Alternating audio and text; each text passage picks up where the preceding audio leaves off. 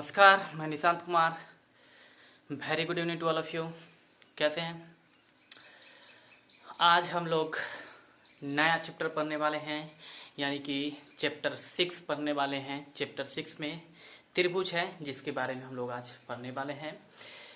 क्योंकि हमारा जो पिछला चैप्टर था, चैप्टर 5 समांतर श्रेणी, वो समाप्त हो चुका था। तो आज हम लोग class 10th subject math chapter 6 triangle basic introduction part 1 करने वाले हैं। पार्ट 1, क्योंकि हम क्या हुआ था ना कि कुछ बच्चों से पूछे, मतलब कि एक तरह समझिए, एक तरह से वोटिंग की तरह, कि मैंने पिछले वीडियो में कुछ बच्चे से पूछा था कि आपको बेसिक से चाहिए या फिर आपका जो चैप्टर है वहाँ से आप चलेंगे। हालांकि कुछ बच्चों को ये सब चीज़ बेसिक इंट्रोडक्शन पता भी होगा, लेकिन बहुत बच्चे को नहीं भी पता होगा।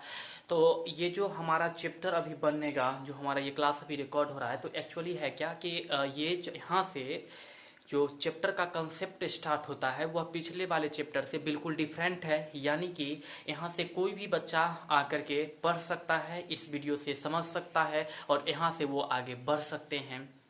उनको किसी प्रकार की परेशानी नहीं होगा यदि वो पार्ट बाय पार्ट वीडियो को देखें, तो उनको कोई पता। इसलिए हम आपको कहेंगे कि हमारी इस वीडियो को आप ज़्यादा से ज़्यादा शेयर कीजिए उन स्टूडेंटों के पास जो नहीं पढ़ पा रहे हैं, जिनको मैथ समझ में नहीं आ रहा है। क्योंकि हम आपको स्टेप बाय स्टेप तोड़ के देंगे, एकदम क्लियर करके देंगे और आपको कोई परेशानी नहीं होगा और बिल्कुल समझ में आएगा, क्योंकि यहाँ से हम एक नए सिरे से समझेंगे।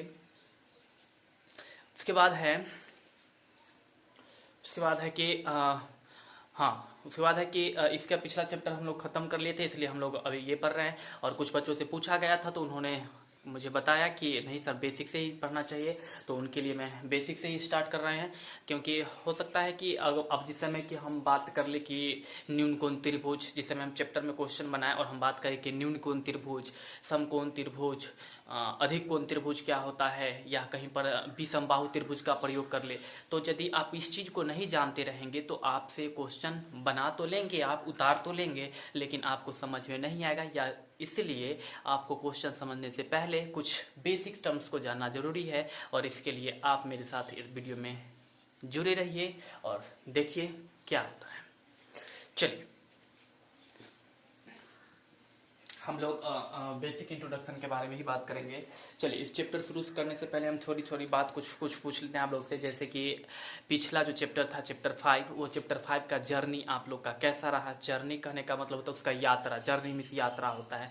तो जर्नी कहने का मतलब वो चैप्टर आप लोग का कैसा रहा, ठीक ठाक रहा, समझ में आया या नहीं, ये चीज़ आपको बताना है। और दूसरी नंबर बात कि कुछ फार्मूला का उपयोग किया गया था पिछले चैप्टर में, तो आप मुझे बताएंगे कि क्या इसका फार्मूला हो सकता है। ए एन बराबर एस एन बराबर, एस एन का सारा टर्म्स का फार्मूला बताएंगे। उसके बाद डी बराबर फार्मूला, उसके बाद डी का पूरा नाम क्या होगा, डी का पूरा नाम और एपी का पूरा नाम क्या होगा। ये चीज आप इतना चीज मुझे कमेंट बॉक्स में बताइए कि हम देखना चाहते हैं कि आप पिछला चैप्टर कंप्लीट तो कर लिए, लेकिन आपको याद है या नहीं, आप कवर कर पा रहे हैं कि नहीं इस चीज़ को। इसलिए आप मुझे कमेंट बॉक्स में इस चीज़ के बारे में बिल्कुल बताएंगे। अभी हम फिलहाल आप लोग के लिए त्रिभुज चैप्टर स्टार्ट कर रहे हैं, तो आप देखिए।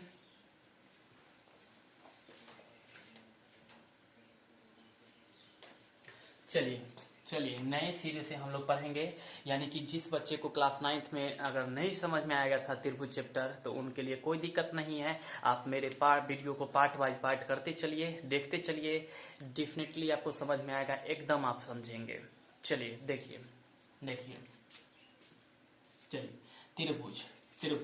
त्रिभुज के बारे में हम लोग बात करने वाले हैं।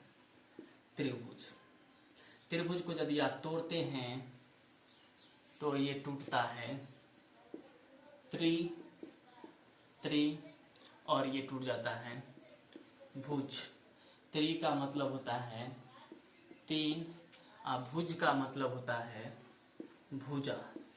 यानी कि 3 भुजा से बने आकृति को, 3 भुजा से बने आकृति को, आकृति मतलब शेप शेप, तीन भुजा से बने आकृति को त्रिभुज कहा जाता है। भुजा को इंग्लिश में साइड कहा जाता है, यानी कि तीन साइड से बने किसी भी शेप को हम लोग त्रिभुज कह सकते हैं। यानी कि तीन भुजा से बने आकृति को हम लोग त्रिभुज कहते हैं। तो ये तो क्या था ना कि त्रिभुज का डिफिनीशन जो था, ये परिभाषा जो रहा, वह इसके नाम के आधार पर रहा।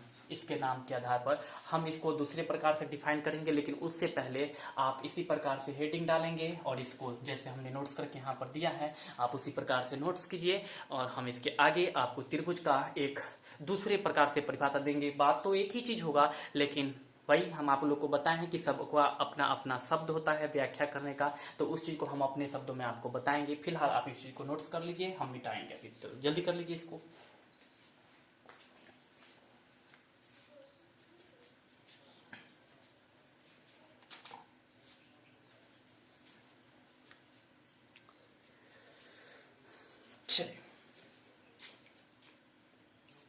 चलिए मिटा रहे।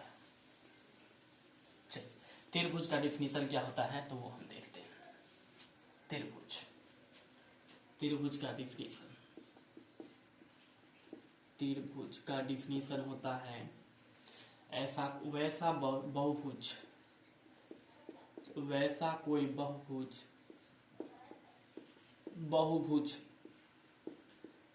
को इंग्लिश में पॉलीगॉन कहा जाता है।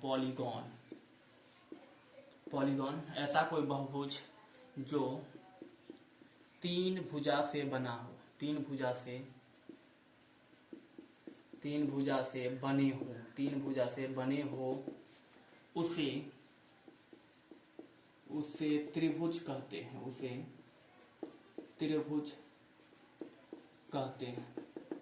त्रिभुज कहते हैं।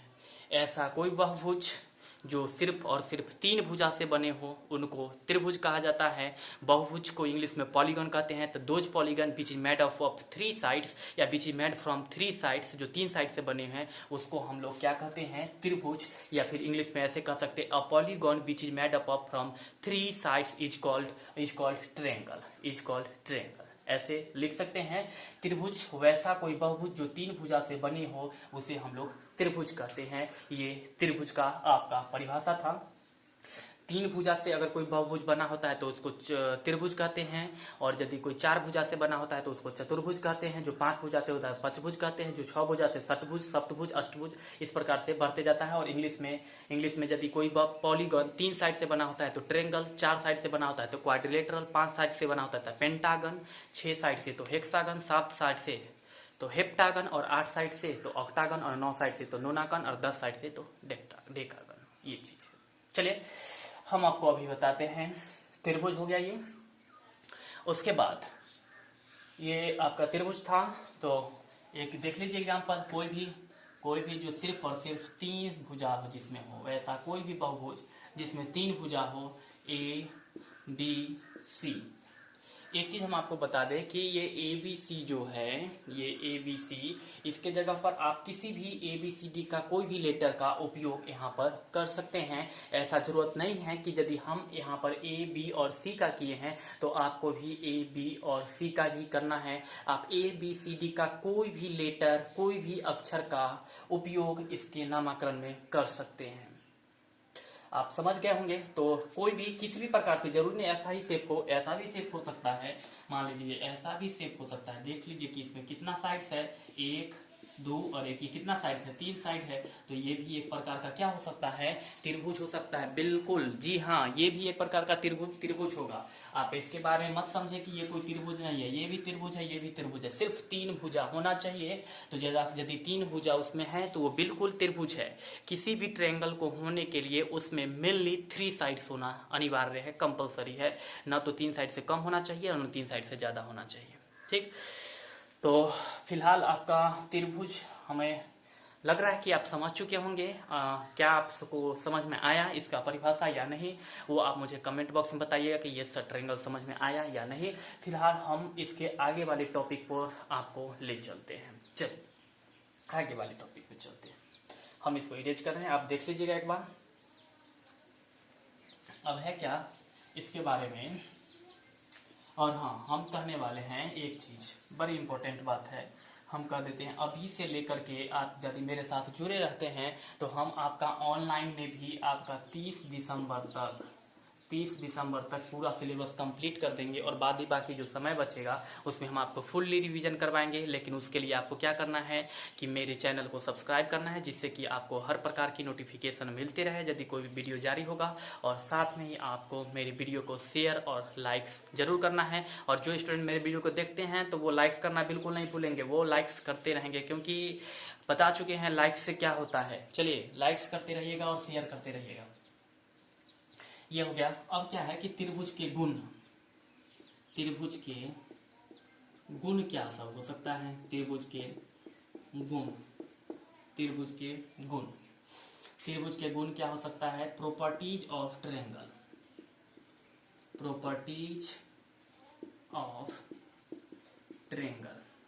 चल प्रॉपर्टीज ऑफ ट्रायंगल लिखने से पहले एक हम क्या करते हैं, इसका शेप बना लेते हैं ट्रायंगल का, ताकि हमको समझ में आ जाए ज्यादा। ये A, B और C। त्रिभुज के गुण समझने से पहले हम लोग इसका एक शेप बना लिए हैं, ताकि जब हम पढ़ेंगे तो हमको और कंप्लीटली समझ में आएगा। और हम यहाँ पर वह बेसिक चीज बताने जा रहे हैं जो कि आप पहले से भी जानते हैं। जिस समय हम बताएंगे उस समय आप ये तो हम जानते थे, लेकिन कोई बात नहीं, जानते थे तो हम बस रिवीजन करवा रहे हैं।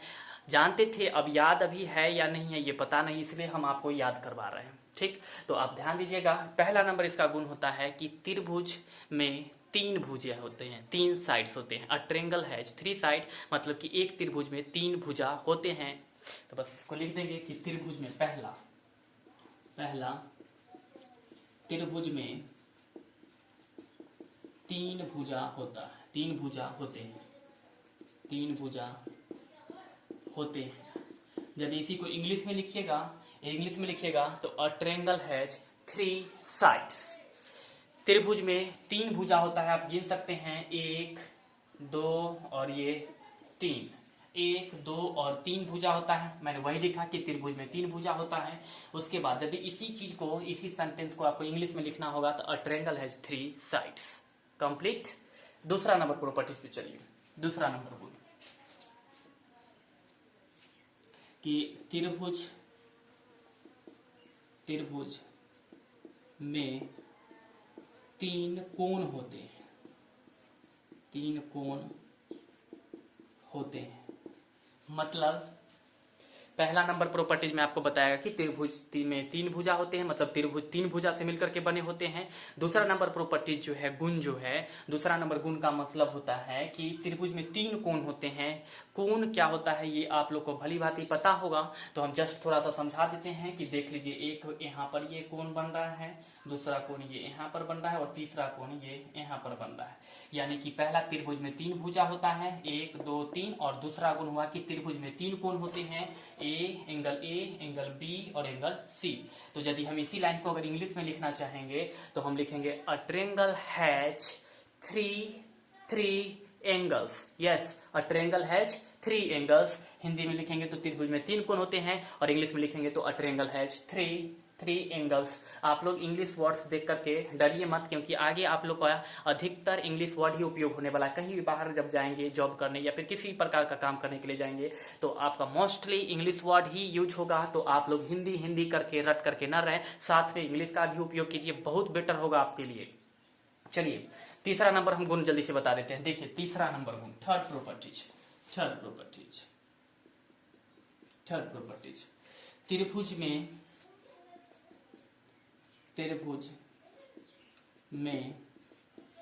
3 शीर्ष होते हैं, 3 शीर्ष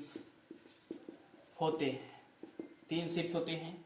मतलब 3 शीर्ष मतलब 3 कोना होता है। शीर्ष मतलब कोना। देख लीजिए कि एक कोना ये, एक कोना ये, दूसरा कोना ये और तीसरा कोना यहाँ पर ये।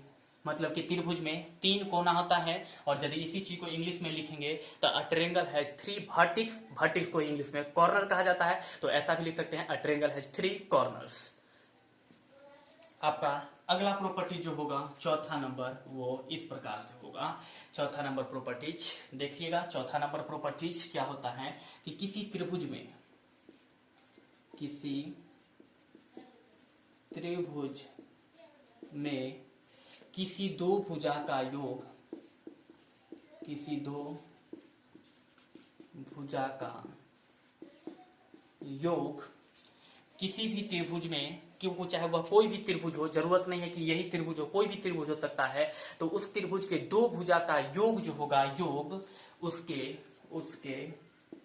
तीसरे भुजा से, उसके तीसरे भुजा से बड़ा होगा, बड़ा होगा, बड़ा होगा। मतलब कि यदि ये एक त्रिभुज है तो इसमें कोई भी दो भुजा ले लीजिए। मान लेते हैं कि हम एक ए बी ले लेते हैं, ए बी, ये वाला ए बी, ये ए बी ले लिए, और दूसरा मान लीजिए बी सी लिए। तो ए बी को और ये बी सी को यदि हम जोड़ देंगे तो ये दोनों को जोड़ने पर ये क्या हो जाएगा, बड़ा हो जाएगा। किससे? तो ए सी से बड़ा हो जाएगा, ए सी से।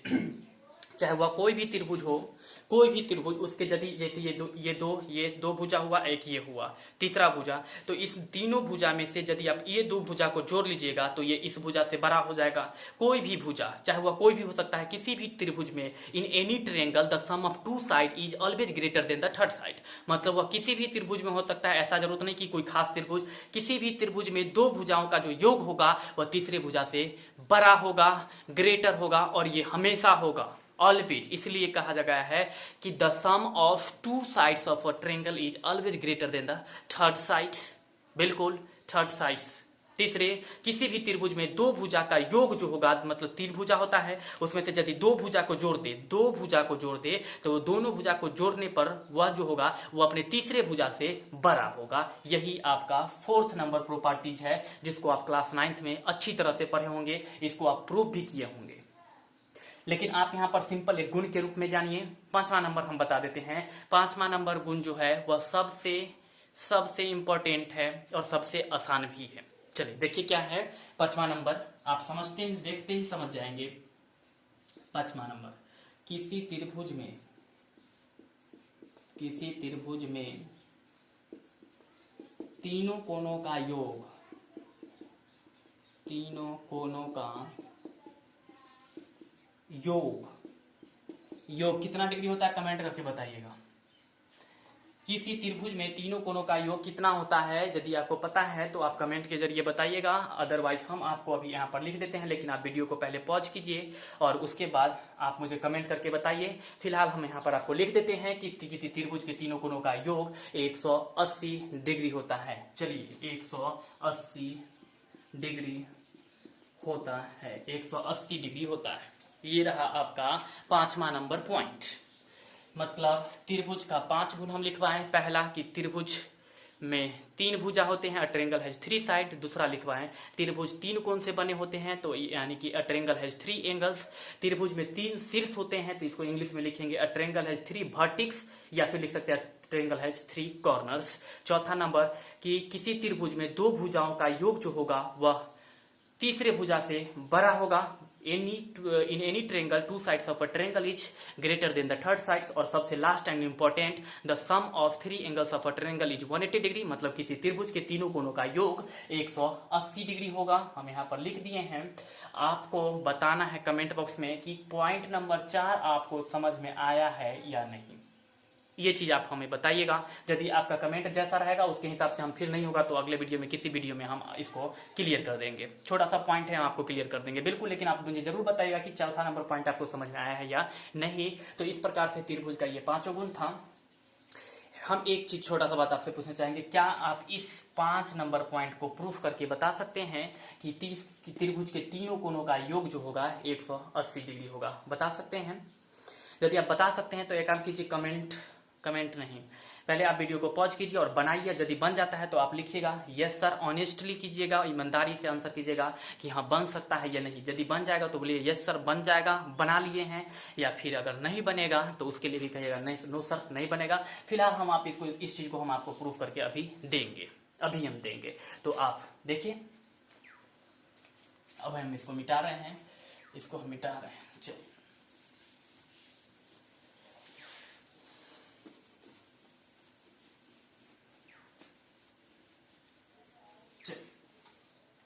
चलिए थोड़ा सा एक फिगर बना करके कुछ रिप्रेजेंट कर देते हैं। इसको आप लोग लिख लीजिएगा, कॉपी में लिख लीजिएगा। ABC, ABC। तो यहाँ पर देख सकते हैं ये जो है ये भुजा है, ये भी जो है भुजा है, और ये भी जो है ये भुजा है। उसके बाद ये वाला पॉइंट जो है ये और ये तीनों पॉइंट जो है ये शीर्ष है, ये भी जो है शीर्ष है और ये भी जो है ये शीर्ष है। ये जो हुआ ये कोण हुआ, यहाँ पर भी ये कोण हुआ और यहाँ पर भी ये कोण हो गया। शीर्ष को कहा जाता है वर्टेक्स या फिर कॉर्नर्स। साइड भुजा को कहा जाता है साइड, कोण को कहा जाता है एंगल। तो आप लोग इस चीज को जहां पर प्रॉपर्टीज लिखे थे वहां पर फिगर बना करके ये सारे चीज को नोट करेंगे। जहां पर आप त्रिभुज का परिभाषा लिखे हैं वहां पर फिगर बना करके इसके सारे नाम को आप डिनोट करेंगे, ताकि क्या होगा कि जिस समय आप कॉपी खोलेंगे और आप सेंटेंस पढ़े या न पढ़े, यदि इस फिगर का सब कुछ अगर देख लीजिएगा तो आपको बिल्कुल समझ में आ जाएगा कि कौन शीर्ष है, कौन कोण है और कौन भुजा है। तो जल्दी से नोट कर लीजिए। और हम इसलिए कह रहे हैं कि हम इतना बेसिक से बता रहे हैं कि यहाँ से कोई भी बच्चा आकर के पढ़ सकता है और उसको बिल्कुल समझ में आएगा। और ये जो मेरा वीडियो बन रहा है यह इंग्लिश मीडियम के स्टूडेंट से के साथ साथ हिंदी मीडियम के स्टूडेंट के लिए बहुत ही ज़्यादा मायने है, मीनिंगफुल है और बहुत ही हेल्पफुल होने वाला है। तो आप हमारे इस वीडियो को उन स्टूडेंटों तक भी शेयर कीजिए जो इंग्लिश मीडियम में है, और जो हिंदी मीडियम में है वो तो देखेंगे ही देखेंगे, क्योंकि उनके लिए तो ये पूरा है। चलिए जल्दी से देखिएगा, जल्दी से कर लीजिए, क्योंकि हम आपको 5वां नंबर पॉइंट आपको इसमें देने वाले हैं प्रूफ करके। चलिए हम अभी मिटा रहे हैं, आपको मिटा रहे हैं। चलिए हम आपको प्रूफ करके यहाँ पर देने वाले हैं कि किसी त्रिभुज के तीनों कोणों का योग 180 डिग्री होता है। चलिए किसी त्रिभुज के तीनों कोणों का योग